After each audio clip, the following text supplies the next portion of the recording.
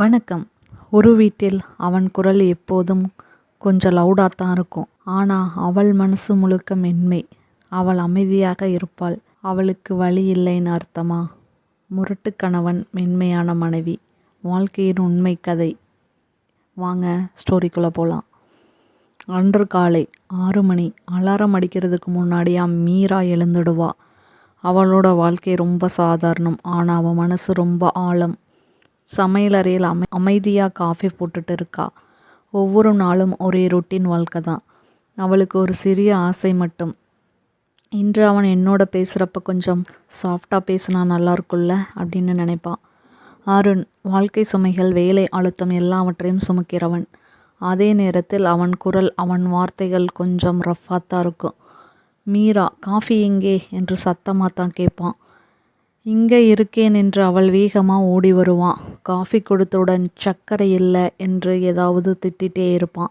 அந்த ஒரு வார்த்தை மீரா மனசுக்குள் ஒரு பெரிய குத்து மாதிரி இருக்கும். ஆனால் மீரா, சரி அடுத்த தடவை நல்லா பண்ணுறேனுங்க என்று சிரிச்சிட்டு சொல்லிடுவா. மீரா, அவள் அழுதா கூட கண்ணாடி முன்னாடி தான் அழுவா. நான் ஏன் இவ்வளவு பலவீனாக இருக்கேன்னு எனக்கே தெரியலை அப்படின்னு யோசிப்பா. அவளுக்கு நான் எவ்வளவு முக்கியம்னு தெரிய மாட்டேங்குதுன்னு நினைப்பா என்று அவள் மனசு தினமும் கேட்டுக்கும். ஆனால் அதுக்கு பதில் எப்போ கிடைக்கும்னு தெரியல. ஒரு நாள் அவன் ரொம்ப சந்தோஷமாக இருந்தான். என்னன்னா அவளோட திருமண நாள். இன்றைக்கி அவன் கொஞ்சம் ஸ்பெஷலாக பேசுவானே அப்படின்னு ஃபீல் பண்ணிகிட்டு இருந்தா. மனசுக்குள்ளே கொஞ்சம் அன்பு காட்டுவேனா என்று அவன் நினைத்தான். அந்த நாளுக்காக அவள் புது சேலை கட்டியிருந்தா. அவளுக்கு பிடிச்ச உணவு எல்லாம் தயார் பண்ணியிருந்தா.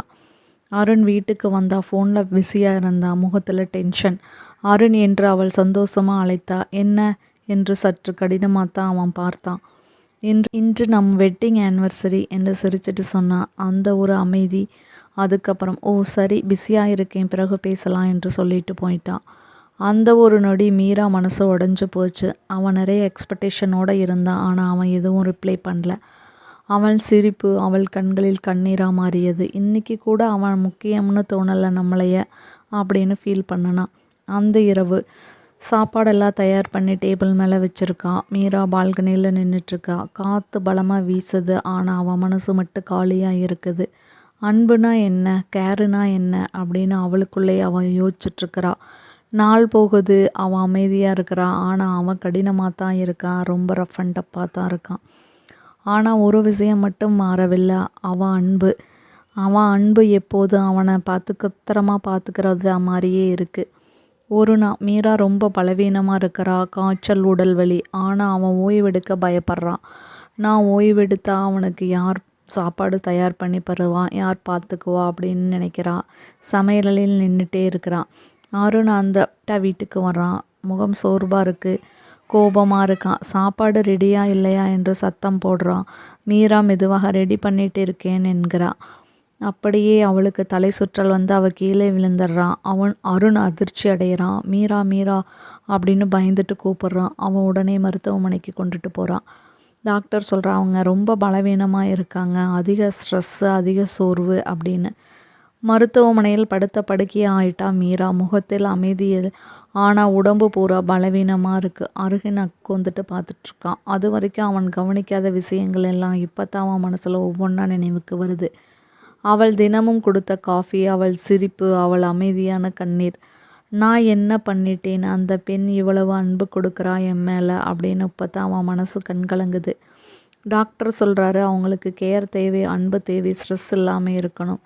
இந்த வார்த்தை தான் அருணுக்கு ஒரு பெரிய உண்மையை புகட்டுது. அடுத்த நாள் காலையில் மீரா கண் திறக்கிறான். அருண் மெதுவாக கேட்குறான், எப்படி இருக்க அப்படின்னு. மீரா ஆச்சரியத்துடன் பார்க்குறான். இந்த குரல் ஏதோ புதுசாக இருக்கே என்று அவளுக்கு புரியுது. அவன் கையை பிடிக்கிறான். மன்னிச்சிடு மீரா, உன்னுடைய வேல்யூ எனக்கு லேட்டாக தான் புரிஞ்சுது. நீ இல்லைன்னா நான் எதுவுமே இல்லை அப்படிங்கிறான். மீரா கண்ணில் கண்ணீர். ஆனால் இந்த முறை சந்தோஷ கண்ணீர். நாட்கள் போகுது. அருண் மெதுவாக மாற ஆரம்பிக்கிறான். காலையில் காஃபி அவனே ரெடி பண்ணி தரான். அவளுக்கு ஓய்வு கொடுக்குறான். சாப்பிட்டியான்னு கேட்குறான். கவனமாக இருன்னு சொல்கிறான். மீரா மனசு இப்போ நிறைவு பெற்றுருச்சு. அவளுக்கு வேண்டிய அன்பு இப்போ முழுசாக கிடச்சிருச்சு. சில உறவுகள், ஒருவர் கோபம், ஒருவர் அமைதி. ஆனால் உண்மையான அன்பு இருந்தால் முரட்டுத்தனமான மனசும் கூட ஒரு நாள் மென்மையாக மாறும். அமைதியான அன்பை எளிதாக எடுத்துக்காதீங்க. அது மிகவும் ஆழமான அன்பு. உங்களுக்கும் வாழ்க்கையில் இது மாதிரிக்கு ஒய்ஃப் ஆர் ஹஸ்பண்ட் முரட்டுத்தனமாக இருக்காங்களா இல்லை சாஃப்டாக இருக்காங்களா? நீங்கள் யார், முரட்டுத்தனமான ஆளா இல்லை மென்மையானவங்களா? கமெண்டில் சொல்லுங்கள். இந்த ஸ்டோரி பிடிச்சிருந்ததுன்னா லைக் பண்ணிவிட்டு சப்ஸ்கிரைப் பண்ணிக்கங்க. நன்றி.